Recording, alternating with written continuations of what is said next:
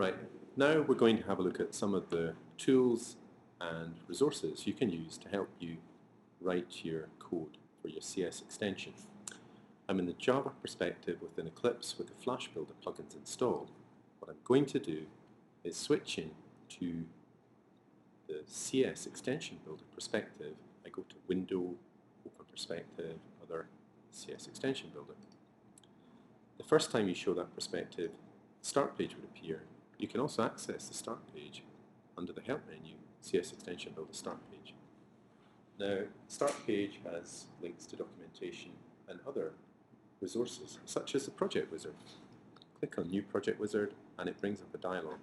I can also access the Project Wizard dialog by going to the iconic button in the top left corner of the Eclipse Flash Builder environment and choose Creative Suite Extension Project. I can also access that under File New, Creative Suite Extension Project. I could also access it under the list of all of the Project Wizards, File New Other, and then Adobe Creative Suite Extension Builder, Creative Suite Extension Project. But let's go back to the link on the start page, click on New Project Wizard, and then enter hello, there, say. Were I to omit some of the parameters here, such as the menu name, then the dialog would warn me that the menu name could not be empty and disable the finish button. Put back the menu name. Were I to try and provide an invalid identifier for the bundle ID, it again would warn. So there's validation taking place on that dialog. At this point, the finish button is disabled because I haven't chosen a target application in which my extension would load. At the moment, I'm only really going to care about Illustrator, but I could choose arbitrarily many of these. Let's move on to the next screen. I could choose Finish at this point and it would generate the code for me. But I want to parameterize it a tiny bit further. I could choose a different window type, and I might choose to set the height to be different, say. Suppose that I set the width, and I really want to type in 207, but I type in an invalid character by mistake, and it warns me it has to be a numeric value for the width of the panel. So I'm almost done. I could click Finish again at this point, optional, or I could click on Next and enter a package name. And let's just choose something simple and we're done. Right, click on Finish, generate some code for me. Now let's go and inspect that code. At this point I think, oh right, maybe I really wanted to target Illustrator and Photoshop and InDesign. How do I change the commitments that I made after the code has been generated? Well, let's have a look and see what code's in there already. You can see there's hello there Illustrator,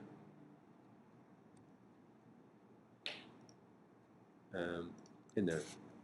And if I go to select the project, go to the context sensitive menu, type in CS Extension Bundle Manifest Editor, then I can change the range of target applications. I can also change, for example, the width and height of the panel associated with the extension. I'm not going to do that for just now. I'm going to go with the choices that I have. What I'm going to do is have a look at the code that's been generated and then start writing some code to implement something that I'm interested in at the moment. So the main XML, the entry point for the application is really quite simple. And there's one other source file that has our functional code in it that talks to the Illustrator DOM. And what I want to do, my objective here, is to write some code that's going to create a document for me with some text in it, and I want to set that text to be quite large and in some distinctive color, say red. So how can I go about doing that? What I'm going to show you is how the code hinting and how the in-context documentation available to you directly from the editor is going to help us in that task. So I've got a variable that refers to the application object, and I know that I want to somehow add a document to the collection of open documents, and indeed there's a documents property that is available to me from the application object.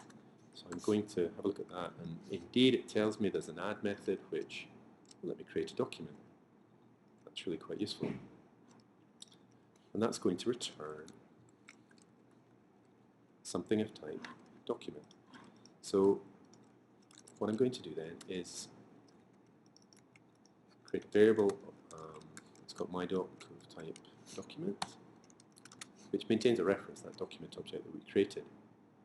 And now what I want to do is I want to add a text frame to that document. So I've got to reference a document, and I have a hunch it might be something to do with T, text frames. Indeed, there's a collection of text frames in the document that in-context documentation is providing me. And I just want to, again, add, there it is, create a text frame item. Now that's going to return me a reference to a text frame, that's right. That's great, so now hopefully we create a document, we create a reference to a text frame that we create in that document, and let's set the properties in that text frame. So I can set the top and the set top to be at 100 points. Set the left coordinate to the text frame, and maybe want to set some text, and there we are, text contents of this text frame, and set the text. Great. So hopefully we've created a document, created a text frame, added some text to it, and we've done that in 2 or 3 lines in a few seconds by just using the code hinting that's available, by using the documentation and the hints available to us from the editor. Now what I want to do is apply some attributes to that text that we hopefully have just created. And I have a hunch that there's a list of character styles on the document, and indeed, in fact, I can see it directly there, character styles, list of character styles. I want to create a new one. How would I do that? Add, again, it's good. All I have to do is supply the name, and let's call it, I don't know, Big Red, let's see. Now that's going to return character style reference, and there is indeed a character style class. The only thing I have to do is I need to grab the attributes from it, and there it is. There's data property which is available to me directly from the character style, and I'll create a variable that refers to that, and that's of course the type character attributes.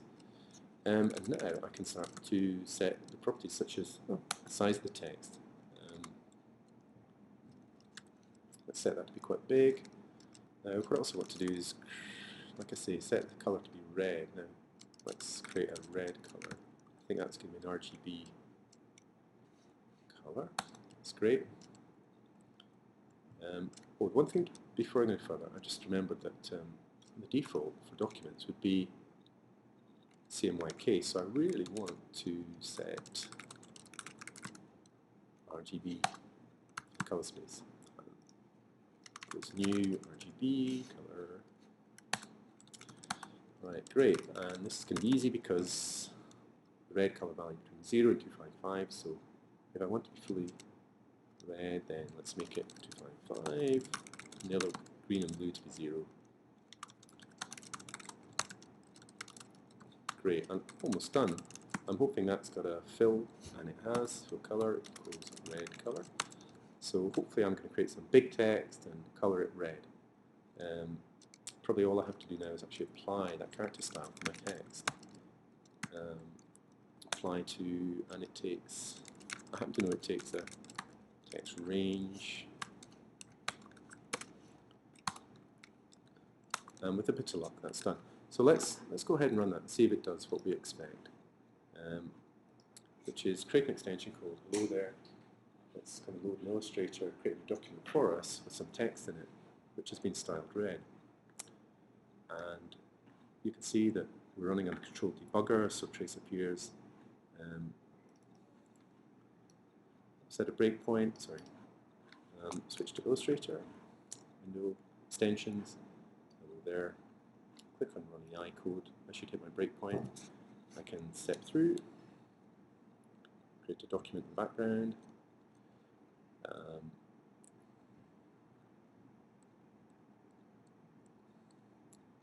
And then I'll just continue to execute, switch back into Illustrator, and I'll move the document I've created. So you can see that what we've done is we've been able to create some text inside of Illustrator within a few minutes just by using the code hinting and the lingering help available to you within the ActionScript editor. So from my point of view, that's a fantastic contribution to developer productivity and to improving the overall developer experience of creating CS extensions. Thank you very much.